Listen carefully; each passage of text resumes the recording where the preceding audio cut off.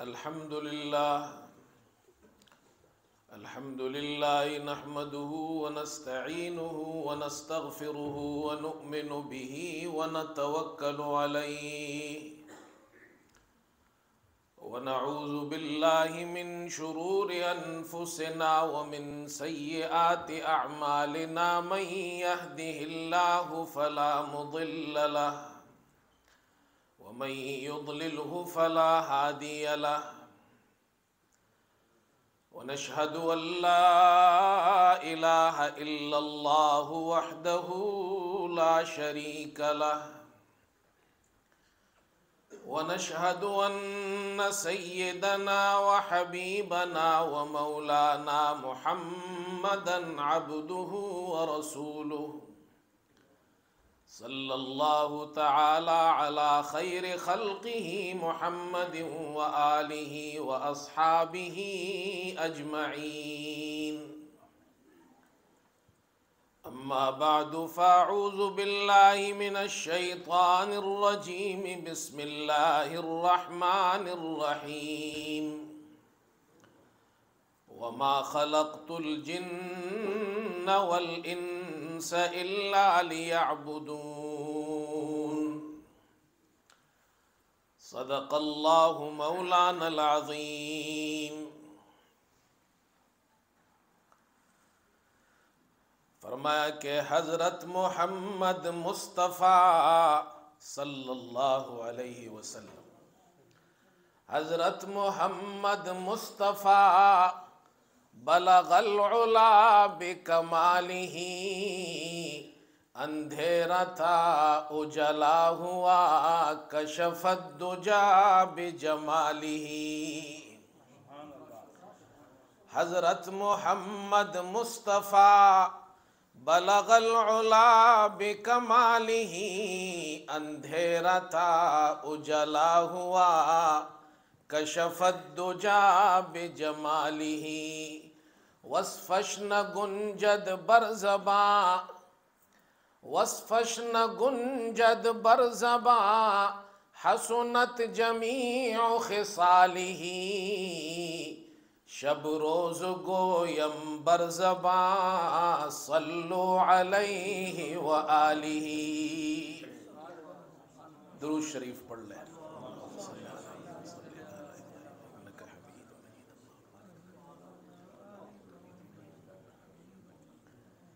انتہائی قابل احترام حضرات علماء اکرام، بزرگان محترم اور برادران عزیز، میرے لیے بڑی سعادت کی بات ہے کہ آپ کی اس مسجد میں جو آج سال کا پہلا دن تو گزر گیا، پہلی تاریخ اسلامی اعتبار سے تو گزر گیا،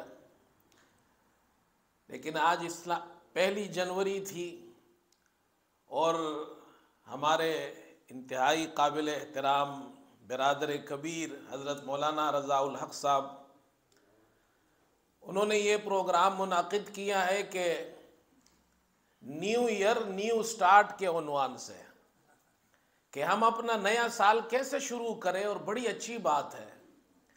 حضرت نے جب مجھے فون کیا اور فرمایا کہ ہم یہ پروگرام کرنا چاہتے ہیں تو مجھے بڑی خوشی ہوئی۔ یہ ایک فکر ہے اپنے علاقے کے، خاص طور پر نوجوانوں کے لیے، بچوں کے لیے، کہ اس ملک میں ہم اپنے بچوں کی تعلیم اور تربیت کے حوالے سے ہمیں فکرمند ہونا چاہیے، اور ایسے مواقع، یہ آج کل چھٹیاں ہیں تو ایک اچھا موقع ہے، اور میں دیکھ رہا ہوں کہ ماشاءاللہ آپ کی یہ پوری مسجد فل ہے، اس میں بزرگ حضرات بھی ہیں، نوجوان بھی ہیں، بچے بھی آئے ہیں۔ اللہ تعالی حضرت کی ان تمام کاوشوں کو قبول فرمائے، اور اس مرکز کو اللہ تعالی آباد فرمائے، یہاں سے قرآن اور سنت کے چشمے جاری فرمائے۔ مجھ سے قبل حضرات علماء اکرام نے قیمتی باتیں آپ حضرات کے سامنے پیش کی، اور میرے بعد بھی حضرات علماء اور مشائخ موجود ہیں انشاءاللہ، وہ بھی اپنی قیمتی نصائح ارشاد فرمائیں گے اور ہم سب مستفید ہوں گے۔ اور چند باتیں اس حوالے سے میں بھی عرض کر دیتا ہوں کہ نیا سال شروع ہو رہا ہے، نئے سال کا آغاز ہے، تو میں نے اس جمعے میں بھی یہ بیان کیا تھا اپنے یہاں کہ نئے سال میں ہمیں کیا کرنا ہے؟ بھئی کوئی نئی چیز نہیں کرنی، سال نیا ہے لیکن کام سارے پرانے ہیں، اس لیے کہ دین میں تو کوئی نئی چیز تو نہیں ہے نا، دین تو سارا پرانا ہے۔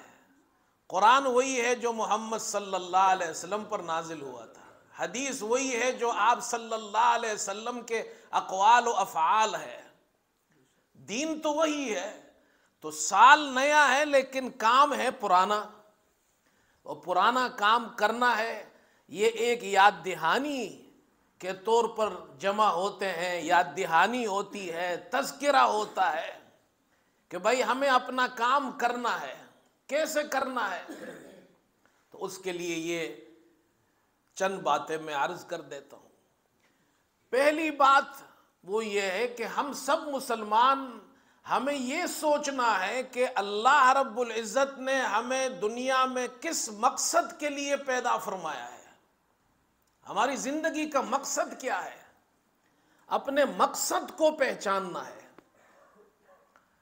اور اس حوالے سے 4 باتیں یاد رکھنی چاہیے ہر مسلمان کو۔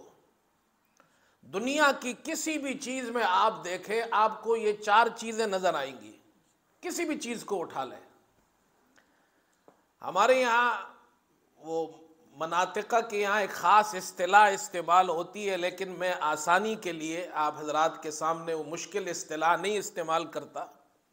4 چیزیں آپ کو دنیا کی ہر چیز میں نظر آئیں گی، کوئی بھی چیز ہو۔ ایک یہ کہ اس کا مادہ کیا ہے، کس چیز سے وہ بنی ہے۔ دوسرے یہ کہ اس کا بنانے والا کون ہے، میکر کون ہے اس کا۔ تیسری چیز یہ اس کی صورت اور اس کا شیپ کیا ہے۔ اور چوتھی چیز ہے اس کا مقصد کیا ہے، پرپس کیا ہے، کس لیے بنائی گئی ہے۔ اب دنیا کی کسی بھی چیز میں آپ انگلی رکھیں، آپ کو یہ 4 باتیں نظر آئیں گی۔ یہ ممبر ہے، اس ممبر میں آپ دیکھیں آپ کو یہی 4 باتیں نظر آئیں گی۔ اس کا مادہ کیا ہے، کس چیز سے یہ ممبر بنا ہے، تو لکڑی ہے۔ لکڑی کو کاٹا گیا اور ان پیسز کو اور ان ٹکڑوں کو جوڑ کر یہ ممبر بنایا گیا، تو اس کا مادہ لکڑی ہے۔ پھر اس کا بنانے والا کون ہے، اس کو ہم سب جانتے ہیں، کارپینٹر کہتے ہیں، نجار عربی میں کہتے ہیں، بڑائی ہم کہتے ہیں، وہ اس کا بنانے والا ہے۔ اوپر تو میڈ ان چائنا یا میڈ ان امریکہ لکھا ہوگا، لیکن وہاں بھی تو کسی نجار نے ہی بنایا ہوگا نا، میڈ ان یو کے بھی ہو۔ تیسری چیز ہے اس کی ایک خاص شکل ہے، ایک صورت ہے، ایک فارم ہے۔ جب آپ ممبر سنتے ہیں، ممبر کا نام یا لفظ، تو وہ شکل و صورت آپ کے ذہن میں آ جاتی ہے۔ چوتھی چیز ہے اس کا مقصد۔ مقصد یہ ہے کہ ممبر مسجد میں ہوتا ہے کہ خطیب اس میں جمعے کے دن ممبر پر کھڑے ہو کر خطبہ دیتا ہے، مدرس درس دیتا ہے، مقرر تقریر کرتا ہے، یہ اس کا مقصد ہے۔ جب دنیا کی ہر چیز میں یہ 4 باتیں موجود ہے، تو یہ کیسے ہو سکتا ہے کہ انسان جو اشرف المخلوقات ہو، اس میں یہ 4 باتیں موجود نہ ہو۔ یہ ساری دنیا انسان کے لیے بنائی گئی ہے، اور ہر چیز دنیا کی ہر چیز میں یہ 4 باتیں ہیں، تو پھر انسان میں بھی یہ 4 باتیں ہوں گی۔ پہلی چیز یہ ہے کہ انسان کس چیز سے بنا ہے، اس کا مادہ کیا ہے۔ اتنا خوبصورت انسان اللہ نے کس چیز سے پیدا کیا؟ فرمایا واللہ خلقکم من تراب ثم من نطفۃ ثم جعلکم ازواجا۔ اللہ وہ ذات ہے جس نے تمہیں مٹی سے پیدا کیا۔ حضرت آدم پہلے انسان تھے علیہ السلام، اللہ نے مٹی سے پیدا کیا۔ ثم من نطفۃ، پھر ان کی اولاد کو اللہ نے نطفے سے پیدا کیا۔ نطفہ ناپاک ہے، لیکن اس ناپاک نطفے سے اللہ نے خوبصورت انسان کو پیدا کیا ہے۔ اور پیدا کیسے کیا؟ قرآن میں غور و فکر کرو۔ ابھی ہمارے ایک دوست بیان کر رہے تھے کہ جی قرآن کی ایک آیت روزانہ ترجمے سے پڑھے، بڑی اچھی بات کی انہوں نے، آپ کو دعوت فکر دی ہے۔ ہم قرآن کیوں نہیں سمجھتے ہیں؟ اللہ رب العزت ہمیں قرآن میں جا بجا دکھاتا ہے، اے خوبصورت انسان، تو اپنے سر سے لے کر پیر تک ان اعضاء کو دیکھ، کتنا خوبصورت ڈیزائن میں نے کیا ہے۔ یہ آنکھوں کو دیکھو، ناک کو دیکھو، ہونٹوں کو دیکھو، یہ پلکیں دیکھو، کتنا خوبصورت ہے۔ لیکن بنایا کیسے اللہ نے اس انسان کو؟ ساری دنیا کو اللہ تعالیٰ ایک چیلنج دے رہے ہیں۔ فرمایا یخلقکم فی بطون امہاتکم خلقا من بعد خلق فی ظلمات ثلاث۔ دنیا والو، تم دنیا میں جتنی بھی اچھی چیزیں بناؤ، جتنی بھی خوبصورت چیزیں بناؤ، لیکن تمہیں بنانے کے لیے روشنی کی ضرورت ہے۔ لائٹ اگر آف ہو جائے تو تم کچھ نہیں بنا سکتے ہو، ایک لفظ نہیں لکھ سکتے ہو۔ اللہ رب العزت اپنی قدرت ہمیں دکھا رہے ہیں کہ میں نے یہ خوبصورت انسان ماں کے پیٹ میں بنایا، وہاں روشنی نہیں تھی، اندھیرا تھا، ایک اندھیرے میں نہیں، 3 اندھیروں میں میں نے یہ خوبصورت انسان بنایا ہے۔ فی ظلمات ثلاث، پیٹ کا اندھیرا، رحم مادر کا اندھیرا، پھر جو بچہ جس جھلی میں ہوتا ہے اس جھلی کے اندر یہ تیسرا اندھیرا، 3 اندھیریوں میں اللہ نے خوبصورت انسان کو پیدا کیا ہے۔ یہ اس کا مادہ ہو گیا، اور یہ بھی معلوم ہو گیا کہ بنانے والا کون ہے؟ اللہ ہے۔ اللہ ہی ہمارا خالق ہے، اللہ ہی نے ہمیں پیدا کیا ہے۔ تیسری چیز ہے، اللہ نے انسان کو اس شکل میں پیدا کیا ہے، خوبصورت انسان ہے، اور اللہ تعالیٰ فرماتے ہیں کتنا خوبصورت ہے۔ قرآن مجید کی یہ صورت ہم اور آپ اکثر نمازوں میں پڑھتے بھی ہیں، سنتے بھی ہیں، اس میں غور۔ اور میں ایک بات یہ بھی عرض کر دوں، جب نماز آپ پڑھے، سورہ فاتحہ پڑھے، سورت پڑھے، سبحان ربی العظیم پڑھے، سبحان ربی الاعلیٰ پڑھے، آپ ایک کام کیجئے، اس آیت میں اس ذکر پر غور کرے، فکر کرے، اللہ پاک کیا ارشاد فرما رہے ہیں، آپ کی نماز کا لطف دوبالا ہو جائے گا۔ اللہ اکبر پر غور کرے۔ ہم کتنی مرتبہ نماز میں کہتے اللہ بڑا ہے، اللہ بڑا ہے، اللہ سب سے بڑا ہے۔ یہ اللہ اکبر کہتے تو ہم ہیں کہ ہم نے غور کیا ہے کتنی مرتبہ اللہ اکبر؟ شروع میں اللہ اکبر، پھر اللہ اکبر، پھر اللہ اکبر۔ یہ سبق ہے کہ دنیا میں یہ عقیدہ پکا کرو کہ سب سے بڑا اللہ ہے، سب سے بڑی طاقت اس کی ہے۔ کتنا خوبصورت بنایا انسان کو۔ فرمایا والتین والزیتون وطور سینین وہذا البلد الامین لقد خلقنا الانسان فی احسن تقویم۔ 4 چیزوں کی قسم اللہ نے کھائی ہے۔ اللہ کو قسم کھانے کی کیا ضرورت؟ اللہ کی ہر بات سچی ہے، لیکن اللہ ہمیں سمجھا رہا ہے کہ میں اللہ قسم کھا کر تمہیں یہ بات سمجھا رہا ہوں۔ قسم ہے انجیر کی، قسم ہے زیتون کی، قسم ہے طور سینا کی، جس پہاڑ پر اللہ نے موسیٰ علیہ السلام سے ہم کلامی فرمائی تھی۔ وَهَذَا الْبَلَدِ الْأَمِينَ، بلد الامین مکہ مکرمہ کی قسم۔ علماء نے لکھا ہے یہ جو انجیر اور زیتون ہے، یہ اس سے مراد وہ ارض مقدس ہے جہاں انجیر اور زیتون کے درخت کثرت سے پائے جاتے ہیں، جہاں مسجد اقصیٰ ہے۔ اور الحمدللہ میں وہاں گیا ہوں، میں نے وہ مقدس زمین دیکھی ہے، وہاں واقعی وہاں جو انوارات اور برکات نظر آتے ہیں تو واقعی وہ انبیاء علیہ السلام کی زمین کے اندر اللہ نے بڑے انوارات اور برکات رکھے ہیں، وہاں انجیر کی درخت بھی ہے، زیتون بھی ہے۔ مراد یہ ہے کہ ارض مقدس کی قسم اللہ کا رہے، وہاں کے پھلوں کی قسم، طور سینا کی قسم، مکہ مکرمہ کی قسم، یہ مقدس مقامات کی قسم کھا کر اللہ تعالیٰ فرما رہے ہیں لَقَدْ خَلَقْنَا الْإِنسَانَ فِي أَحْسَنِ تَقْوِيمٍ، ہم نے انسان کو سب سے زیادہ خوبصورت بہترین صورت میں پیدا کیا ہے۔ انسان سے زیادہ کوئی خوبصورت نہیں ہے۔ امام قرطبی رحمت اللہ علیہ نے ایک واقعہ نقل کیا ہے، وہ سنا دیتا ہوں۔ وہ فرماتے ہیں کہ ابو جعفر منصور بادشاہ کے دربار میں ایک شخص ہوتا تھا، عیسیٰ بن موسیٰ، دربار کا ایک وزیر تھا جو دربار میں موجود ہوتا تھا۔ اس عیسیٰ بن موسیٰ نے شادی کی،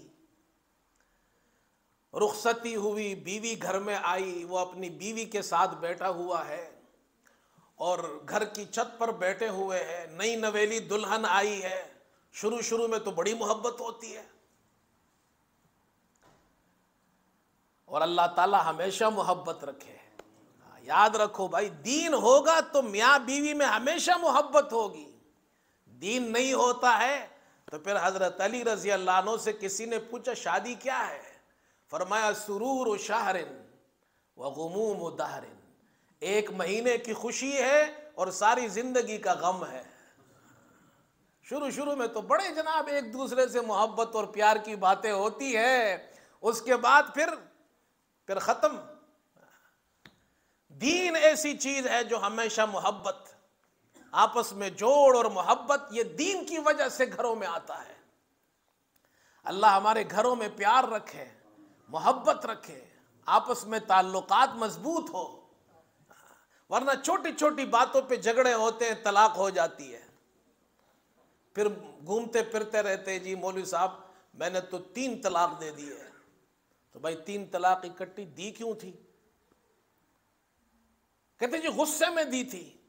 ہمارے والد صاحب رحمت اللہ علیہ کے پاس ایک آدمی آیا، اس نے کہا مولوی صاحب میں نے غصے میں 3 طلاق دی۔ تو والد صاحب نے فرمایا کبھی کوئی پیار میں بھی 3 طلاق دیتا ہے؟ لیکن امام قرطبی نے لکھا ہے اس آدمی نے پیار میں یہ بات کی تھی اپنی بیوی کو۔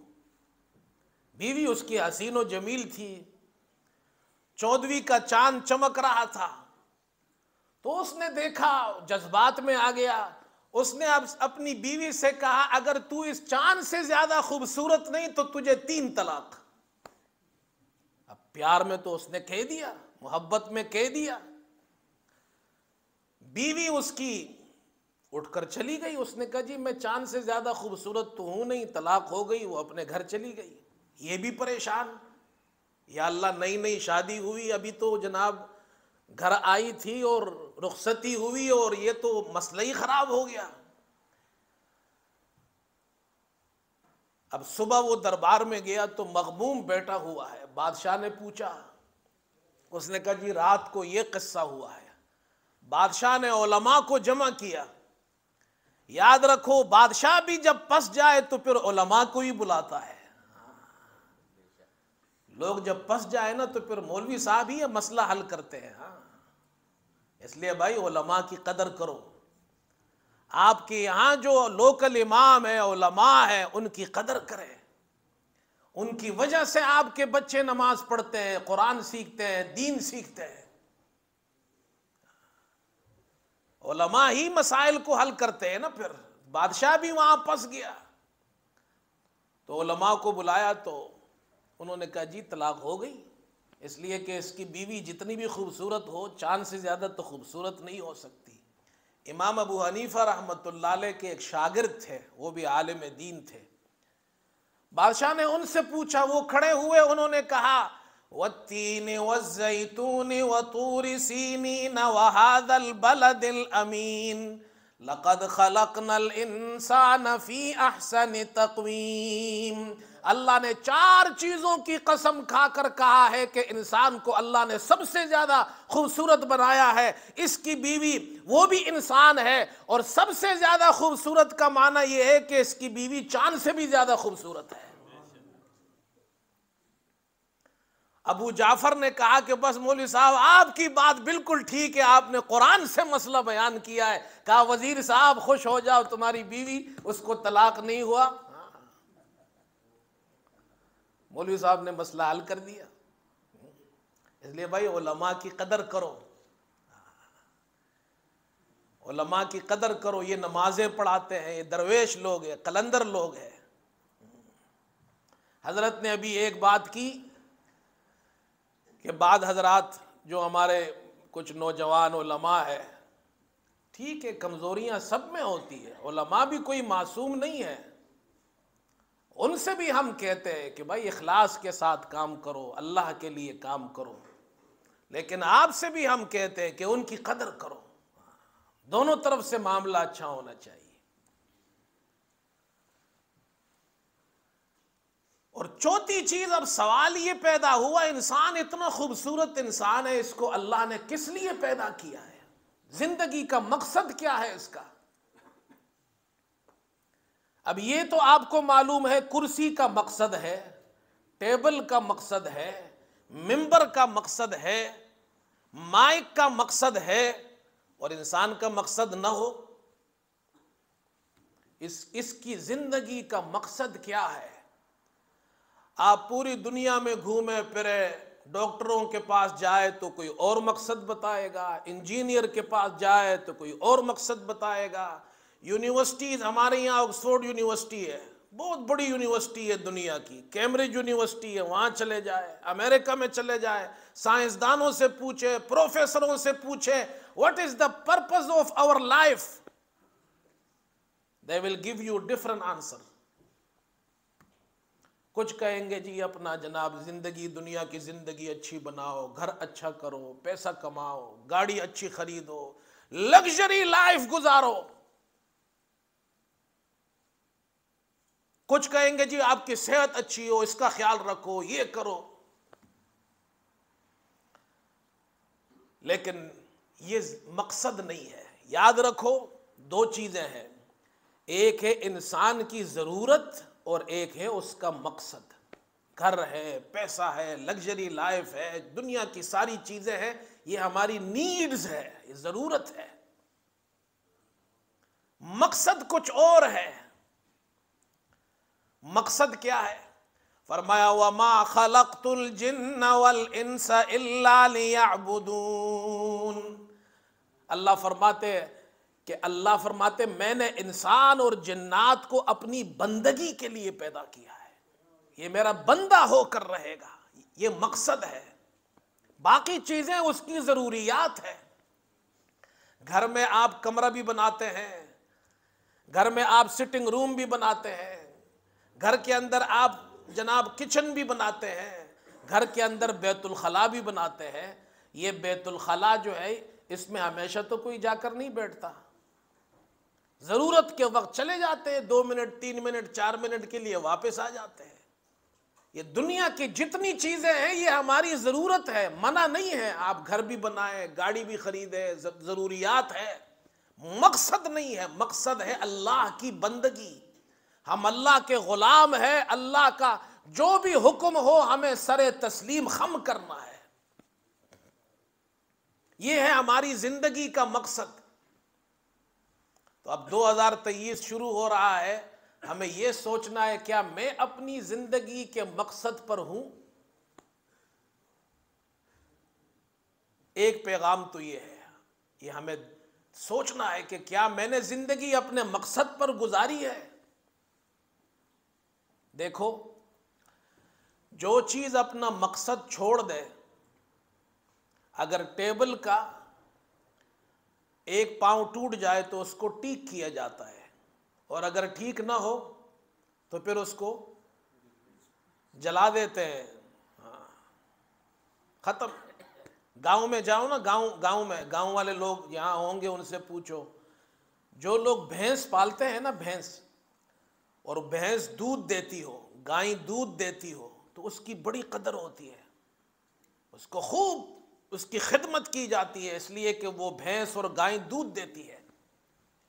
لیکن جس دن اس بھینس نے اور گائیں نے دودھ دینا بند کر دیا تو وہی شخص اپنے ہاتھ سے اس کو ذبح کر دیتا ہے، کہتا ہے اب یہ کام کی نہیں ہے۔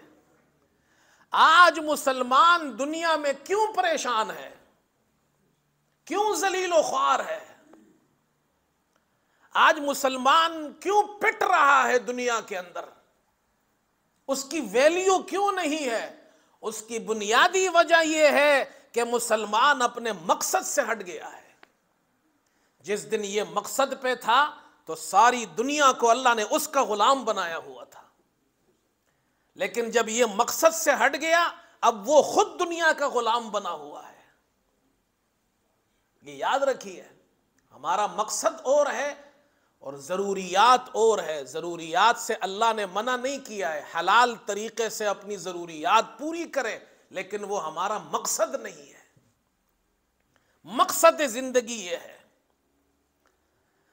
اور دوسری بات آپ سے یہ عرض کرنی ہے، انشاءاللہ حضرات علماء اکرام بھی بیان فرمائیں گے، میں چند باتیں میں عرض کر دیتا ہوں۔ ایک بات تو عرض کر دی، ہم اپنے مقصد کو پہچانیں۔ دوسری چیز،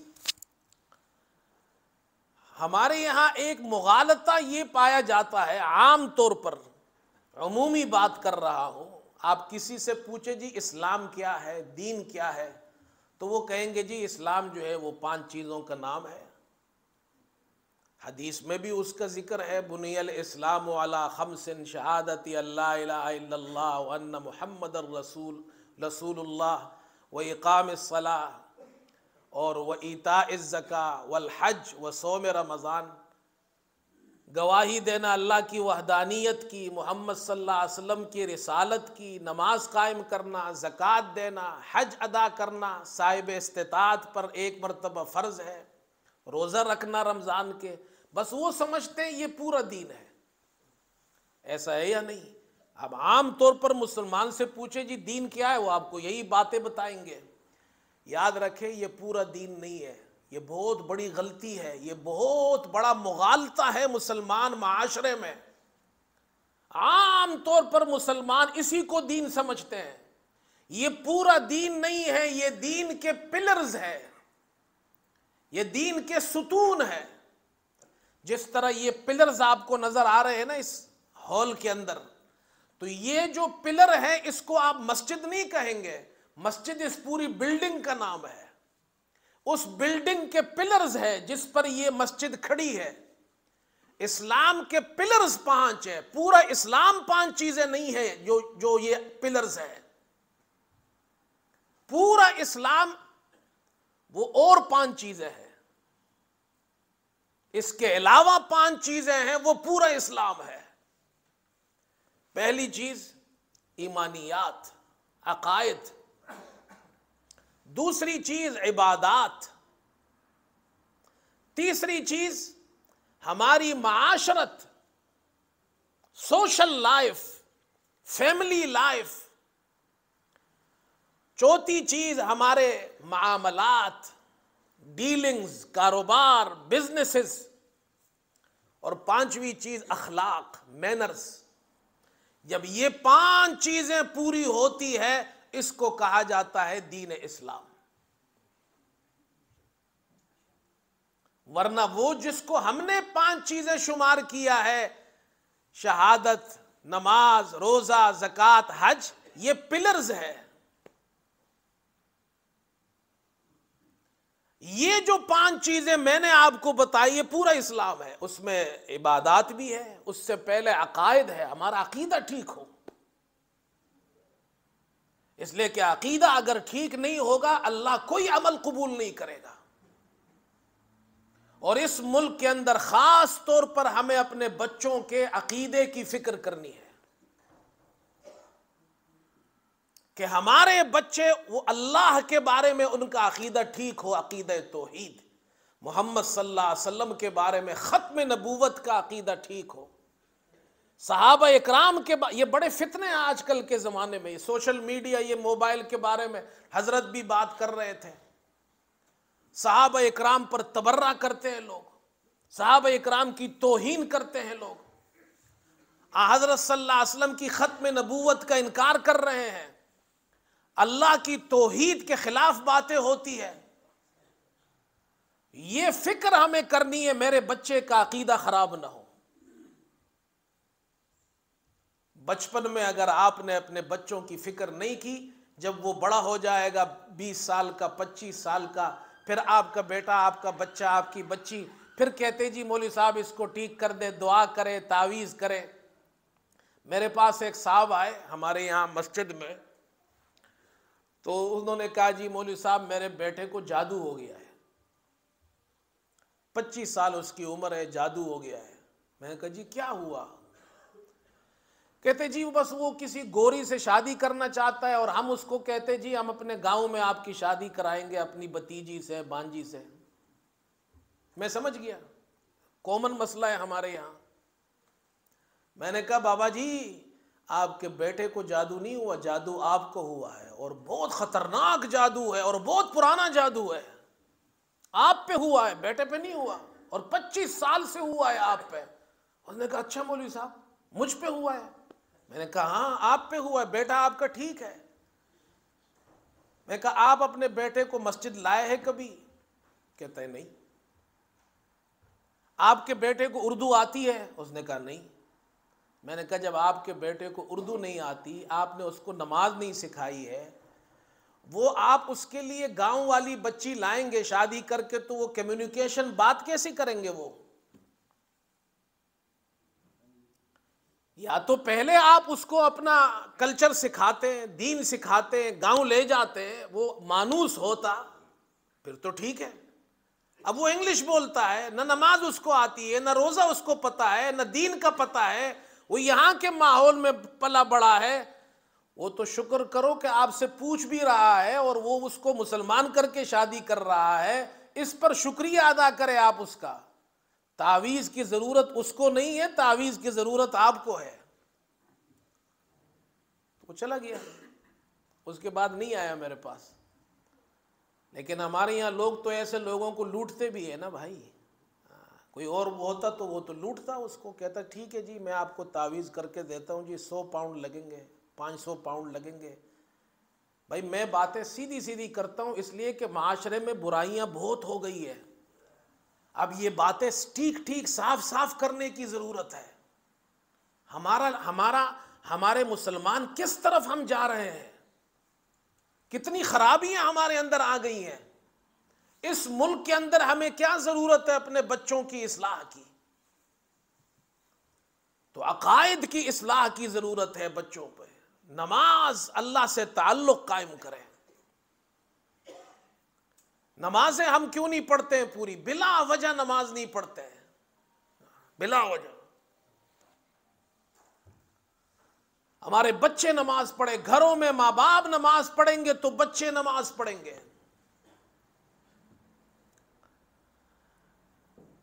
امام ابن تیمیہ رحمت اللہ علیہ، میں نے یہ واقعہ کل جمعے میں بھی بیان کیا تھا۔ امام ابن تیمیہ رحمت اللہ علیہ، ان کے سامنے متنبی کے 2 شعر آئے، بات نماز پر چلی کہ آج ہم نے مسجد کو، نمازوں کو چھوڑ دیا ہے، فرض نماز تک نہیں پڑھتے ہیں ہم، اللہ سے ہمارا تعلق نماز کے بغیر قائم نہیں ہو سکتا۔ تو متنبی کے 2 شعر ہیں جو سیف الدولہ کی شان میں اس نے پڑھے تھے، اور اس نے متنبی اس بادشاہ کو کہتا ہے، فرمایا کہ یا من الوذ به فیما اؤملہ، یا من الوذ به فیما اؤملہ ومن اعوذ به مما احاذرہ۔ تو وہ ذات ہے، بادشاہ کی تعریف کرتا ہے کہ میری ساری امیدیں تجھ سے وابستہ ہے، اور جب کوئی برائی ہو، کوئی تکلیف ہو، تو میں تیری ذات کے ساتھ تجھ سے پناہ پکڑتا ہوں۔ لا یجبر الناس عزما انت کاسرہ، لا یجبر الناس عزما انت کاسرہ ولا یحیضون عزما انت جابرہ۔ جس چیز کو تو توڑ دے اسے کوئی جوڑ نہیں سکتا، اور جسے تو جوڑ دے اسے کوئی توڑ نہیں سکتا۔ اب وہ شاعر ہے متنبی، تو بادشاہ کی تعریف کر رہا ہے، اور شاعروں کا کیا کون سا پیسہ خرچ ہوتا ہے؟ کسی کی تعریف کرنے میں کوئی پیسہ تو خرچ ہوتا نہیں ہے، تو بادشاہ کی بڑی تعریف کی۔ امام ابن تیمیہ رحمۃ اللہ علیہ کے پاس جب یہ دو شعر آئے تو انہوں نے کہا یہ ایسے شعر ہے جو کسی مخلوق کے لیے کہنا رواں نہیں ہے، یہ شان بادشاہ کی نہیں ہو سکتی، جو باتیں متنبی نے کی ہے یہ صرف اللہ کی شان میں کہنی چاہیے۔ تو امام ابن تیمیہ رحمۃ اللہ علیہ فرماتے تھے کبھی کبھی میں نماز کے اندر، نفلی نماز کے اندر بھی سجدے میں یہ دو شعر پڑھتا ہوں۔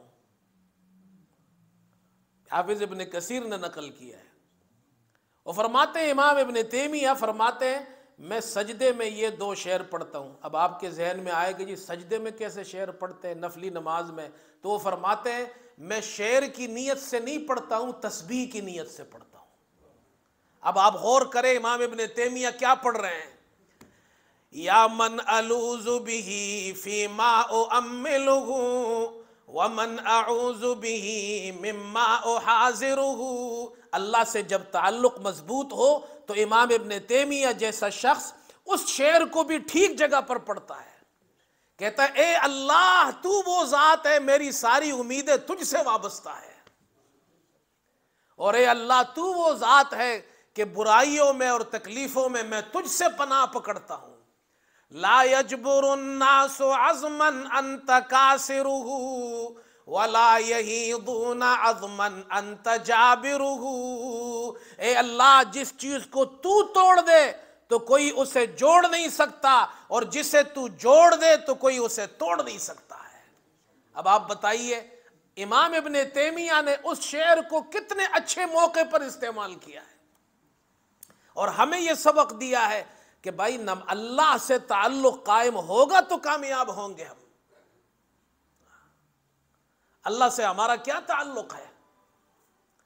نماز عبادت، پھر عبادت صرف نماز نہیں ہے، ساری عبادات۔ نمبر 3 وہ ہے ہماری معاشرت۔ معاشرت یہ ایک مستقل موضوع ہے، ہماری گھر کی زندگی، ہمارے محلے کی زندگی، ہمارے دوستوں سے تعلقات۔ پھر ہے معاملات، ہماری ڈیلنگز، کاروبار، حلال حرام، اس کی تمیز کرنی ہے۔ میں ایک واقعہ سناتا ہوں، حدیث میں آتا ہے، مسلم شریف میں یہ حدیث ہے، اور امام نووی رحمۃ اللہ علیہ نے یہ واقعہ نقل کیا ہے۔ اس حدیث کے ذیل میں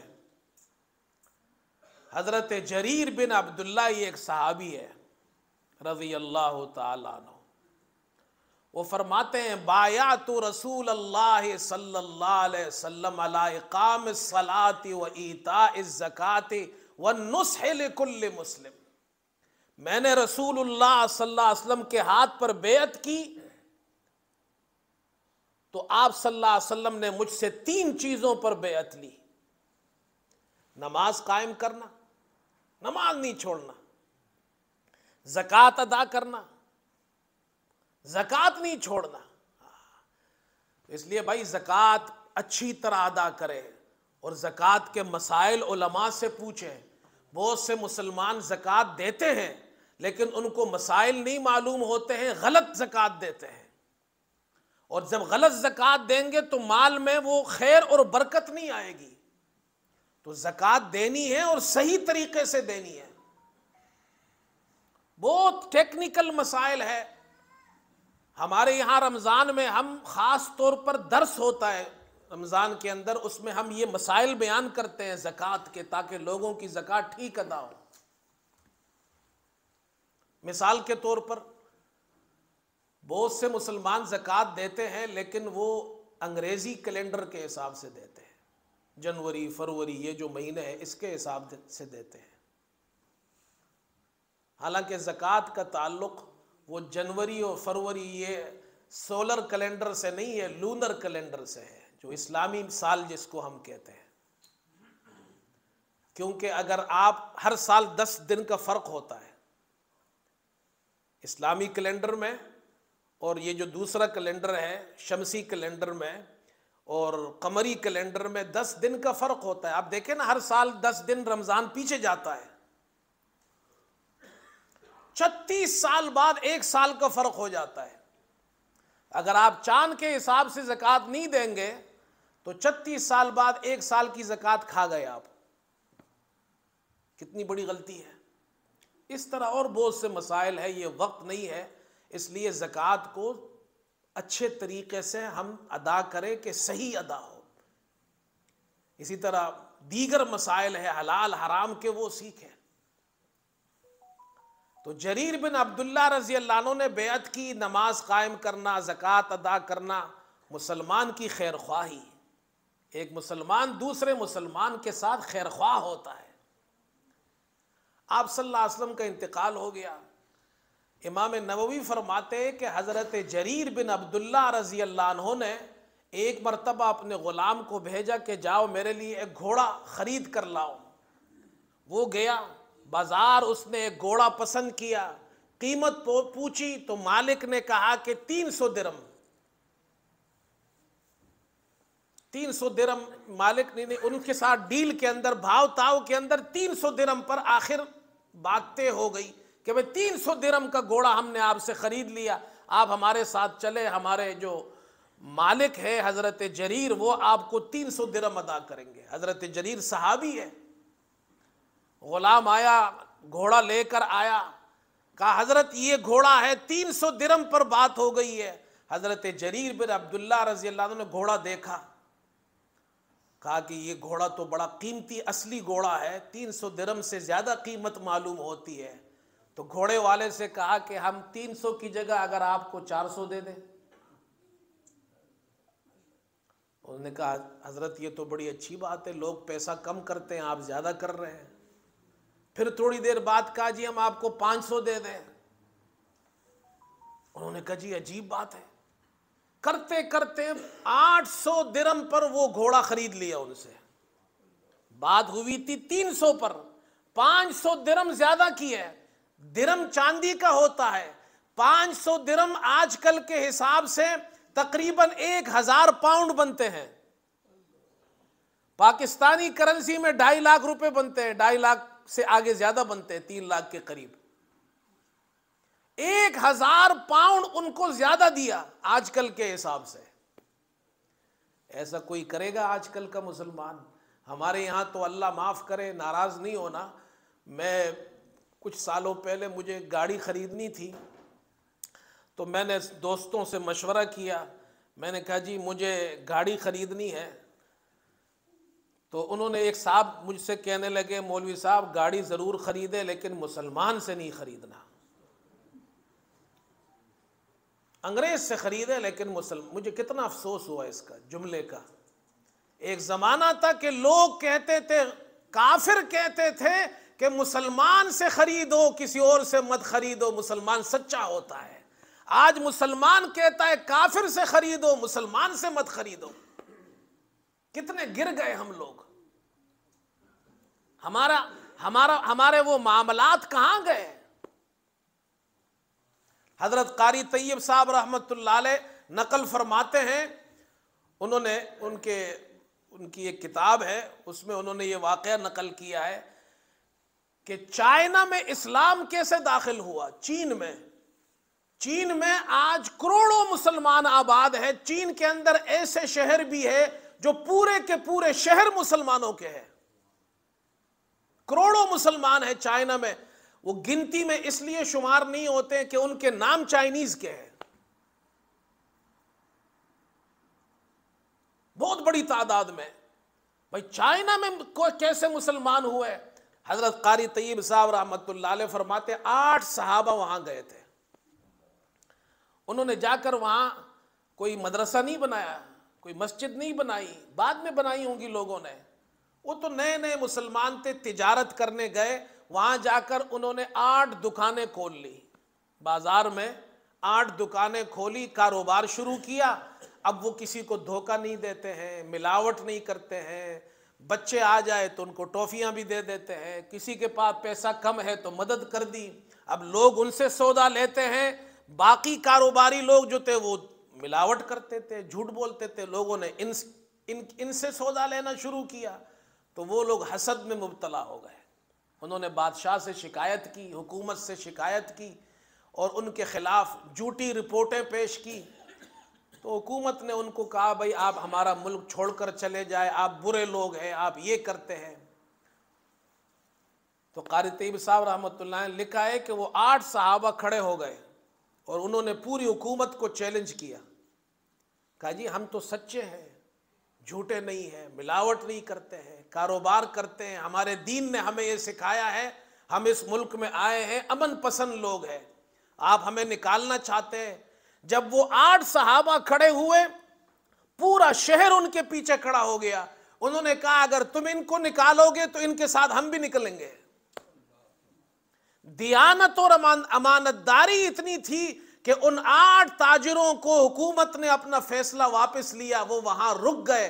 ان 8 تاجروں سے اللہ نے اتنا بڑا کام لیا، آج وہاں کروڑوں مسلمان آباد ہیں۔ میرے دوستو، دین ٹھیک ہے مسجد سے پھیلتا ہے، لیکن دین صرف مسجد سے نہیں پھیلتا، دین آپ کے کاروبار سے بھی پھیلتا ہے، ہمارے معاملات سے بھی پھیلتا ہے۔ باتیں بڑی لمبی ہو گئی، میں نہیں چاہتا کہ اور زیادہ وقت لوں۔ میں چند اشعار سناتا ہوں، بعض ہمارے دوستوں کی خواہش ہے، اسی پر میں ختم کرتا ہوں۔ اور ان اشعار سنانے کا مقصد بھی یہ ہے کہ ہمارے لیے سبق ہے اس کے اندر۔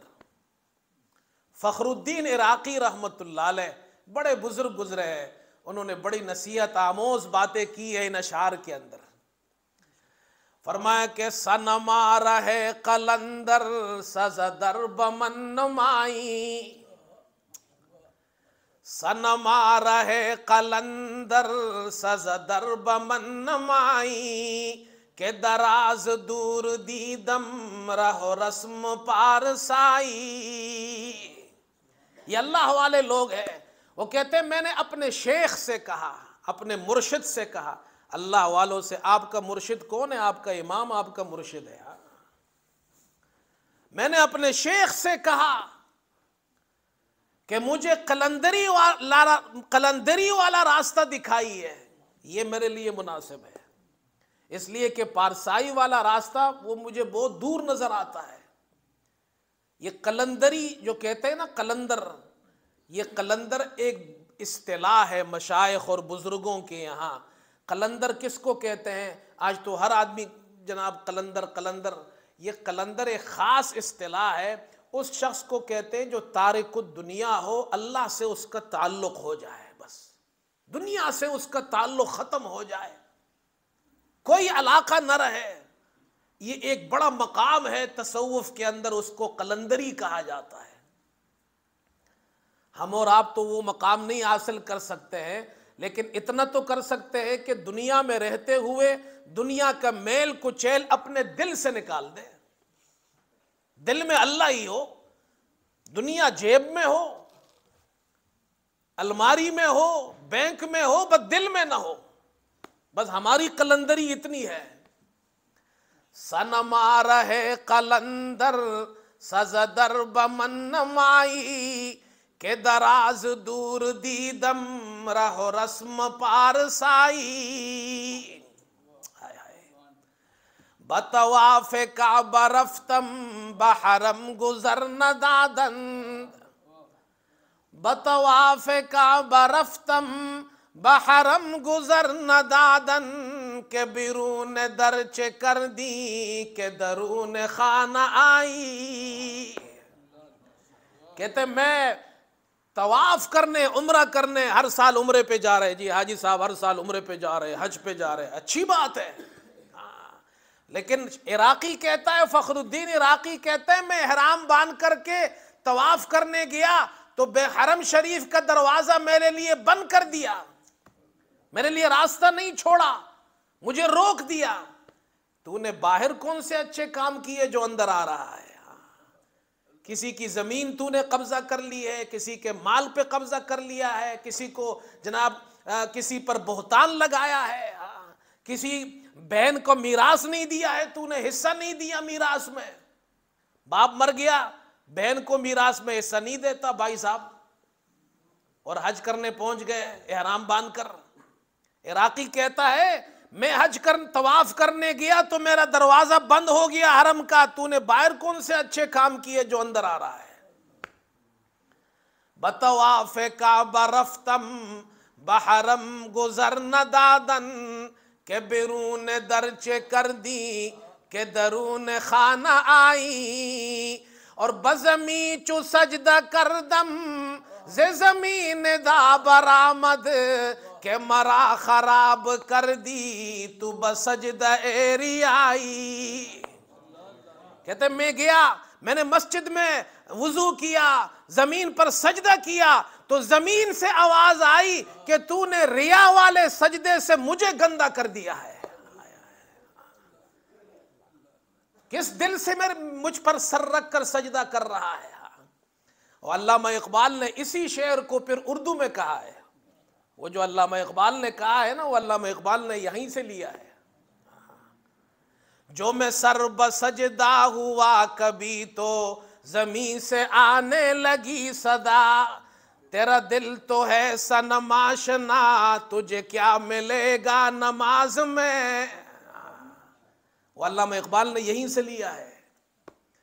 بزمی چو سجدہ کردم ز زمین دا برآمد، کہ مرا خراب کر دی تو بسجدہ ایری آئی، اور نشود نصیب دشمن کہ شود ہلاک تیغت، اللہ اکبر، نشود نصیب دشمن کہ شود ہلاک تیغت، سر دوستا سلامت کہ تو خنجر آزمائی۔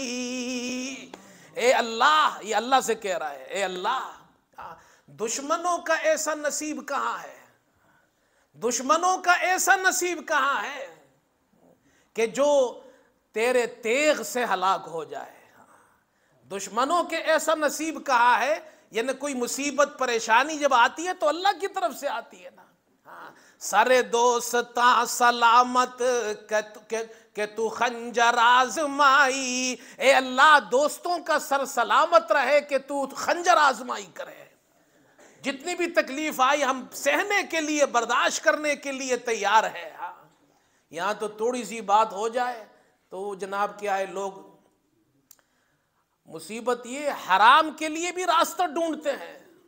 انگلینڈ میں بھی حرام کے لیے مولوی صاحب سے جا کر مسئلہ پوچھتے ہیں کہ جی مسئلہ بتائیے، کوئی راستہ نکالیے حرام کے لیے۔ بھائی تھوڑی سی تکلیف تو برداشت کریں۔ نشود نصیب دشمن کہ شود ہلاک تیغت، نشود نصیب دشمن کہ شود ہلاک تیغت، سر دوستا سلامت کہ تو خنجر آزمائی، اور در دیر چوز دمن، در دیر، یہ تو جو فارسی جانتے ہیں ان کو مزہ آئے گا نا، دیر کس کو کہتے ہیں؟ آپ یوں سمجھے عبادت گاہ۔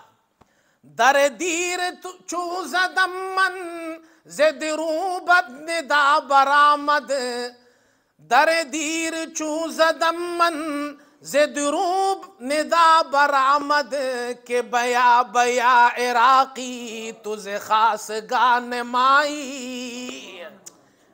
میں نے عبادت گاہ کا دروازہ کٹکھٹایا، اللہ کے پاس پہنچ گیا۔ جب دل صاف ہو گیا، جب اندر باہر سے اپنے آپ کو صاف کیا۔ وضو کرنے سے صرف انسان صاف نہیں ہوتا، غسل کرنے سے صرف انسان صاف نہیں ہوتا، صاف ہوگا جب اندر دل صاف ہو آپ کا۔ دل کے اندر کھوٹ نہ ہو، دل کے اندر ایمان کا نور ہو، دل کے اندر رسول اللہ صلی اللہ علیہ وسلم سے محبت کا نور ہو، دل کے اندر کسی سے بغض نہ ہو، دل کے اندر کسی سے حسد نہ ہو، دل کے اندر لوگوں سے انسانوں سے پیار محبت ہو، دل کے اندر جناب جب یہ نور ہوگا تو پھر انسان صاف ہوتا ہے۔ در دیر چون زدم من زدرون دا برآمد کہ بیا بیا عراقی تجھے خاص گانے مائی۔ اب میں نے دروازہ کٹکھٹایا، اللہ کے گھر پہنچا، جب میں نے دروازہ کٹکھٹایا تو اندر سے آواز آئی، عراقی آجا آجا، تو ہمارے خاص لوگوں میں سے ہے۔ بھائی ایسا خاص بندہ بن کر اللہ کے در پر جاؤ تو پھر اللہ کی طرف سے آواز آئے گی، آؤ آؤ آؤ، ہم نے تمہیں قبول کر لیا ہے۔ اللہ ہمیں بھی ایسا خاص بنا دے، اللہ ہمیں بھی اللہ والوں سے تعلق نصیب فرمائے، ہمارے اس ملنے بیٹھنے کو قبول فرمائے، کہنے سننے کو قبول فرمائے۔ وآخر دعوانا الحمدللہ رب العالمین۔